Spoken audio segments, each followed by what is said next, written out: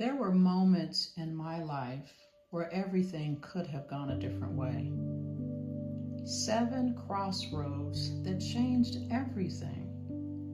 And somehow, even when I didn't see it, my Father Yahuwah was guiding me through every one of those crossroads. If I may, I'd like to go way back to my birth. Looking back now, I can see this was my first crossroad. My biological mom said she prayed and hoped that I would be adopted by a good family. My life could have looked completely different. I could have gone from foster home to foster home or been adopted by a family that really didn't love me the way my adopted mom and dad did. You guys have heard the stories, so I am truly grateful. My adopted mom's mother passed while giving birth, and my adopted mom also lost a baby while giving birth. So she didn't want to try again. And so I became her blessing from the Father. Another crossroad came when I moved across country. In 1999, I moved across the United States. At the time, I thought I was just moving to try to save my marriage and to get out of the big city for my 11-year-old son. Some of my friends, they could not understand why I would move to another state, knowing how things were in my marriage. But after visiting my soon-to-be new hometown, I just felt drawn there. I didn't know why. About 4 years later, I learned the real reason. I had moved to the town where my life began. I was conceived in the very city I moved to without even knowing it. My biological father was living about 10 miles away, and I had a brother and a sister right there in the same area. More to come on that crossroad. My steps were truly being ordered by my Father, and I had no idea. Between 2000 and 2002 came a crossroad I did not expect. It was a season of loss. My adopted dad passed in December of 2000 while I was separated from my husband. We got back together. We tried to make it work, but it did not last long. And then a little over a year later, in January of 2002, my adopted mom passed. At that point, we knew the marriage wasn't going to work. And by the end of that year, we were divorced. And in that season, I found myself at another crossroad, searching for love, but it was in my own way. After being married for 14 years, I was now single. For 5 whole years, I did not like being single. So instead of letting my father handle things, I found a little entertainment in trying to find my soulmate myself.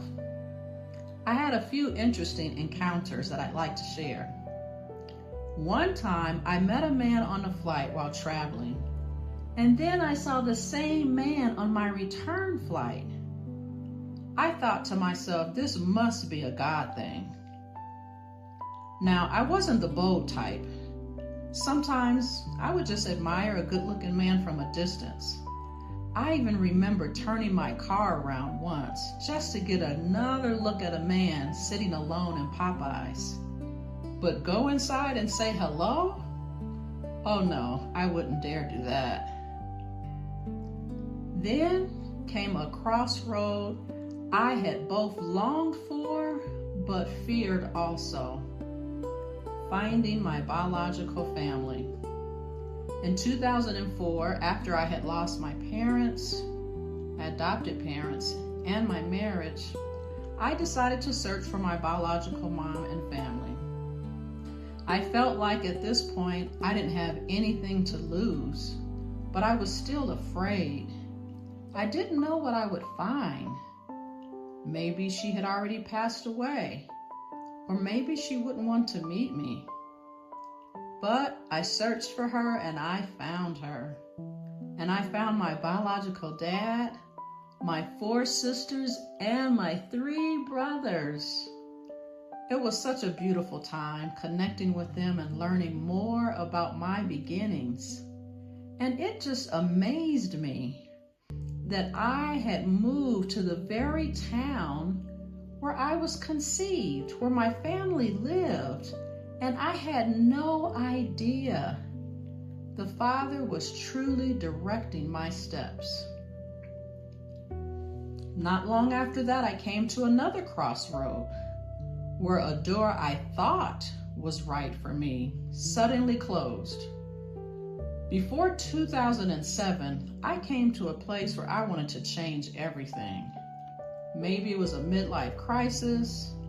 I don't know, but I started going to a different grocery store. I was looking to change churches. And then I got this idea to change my job. I decided I'm going to do traveling therapy. It felt perfect. I would go to my biological mom's hometown for a 10-week assignment. I would work, stay at her home, and spend time getting to know her and my 2 new sisters. Everything was set. Plane ticket, assignment, start date. I was scheduled to leave October 2nd. But about a week before, that door closed shut. Even though I had submitted everything, I could not get my therapy license approved for that state. I had already quit my job. I had given all my plants away, and now I was without a job.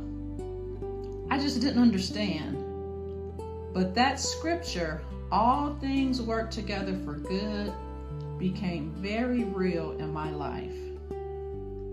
But that closed door led me to a crossroad that I never could have planned, where everything began to change. On October 26, 24 days later, everything changed. I met the very man I had been praying for. And if I had been on that 10-week assignment, I would have never met him. While now I'm living in my plantless home, trying to get back on track with my new job, my girlfriend called me and said, I met this guy today that I want you to meet, but he doesn't want to meet you. He had cleaned her mom's carpet earlier that day and seemed like a nice guy, so I decided to take matters into my own hands. I went into the kitchen, grabbed a few things, and made a little mess on my carpet in the living room and in the upstairs loft.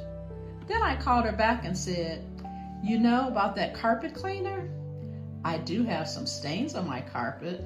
I'm sure your carpet cleaner won't turn down a job. And he didn't. He came, cleaned my carpet, and that's how we met. And we were married a year later. Now, just to be clear, I didn't actually smear ketchup or mustard on my carpet, even though I had been accused of that for years. I thought it sounded nice for the story. It was actually my 10-year-old plants from my adopted mom that I loved dearly that had leaked, and that's what brought him to my home. Looking back now, I can see that every crossroad, even the painful ones, even the confusing ones, was never wasted. My Father was there guiding me even when I didn't see him. And maybe you're standing at a crossroad right now. Just know you are not walking it alone.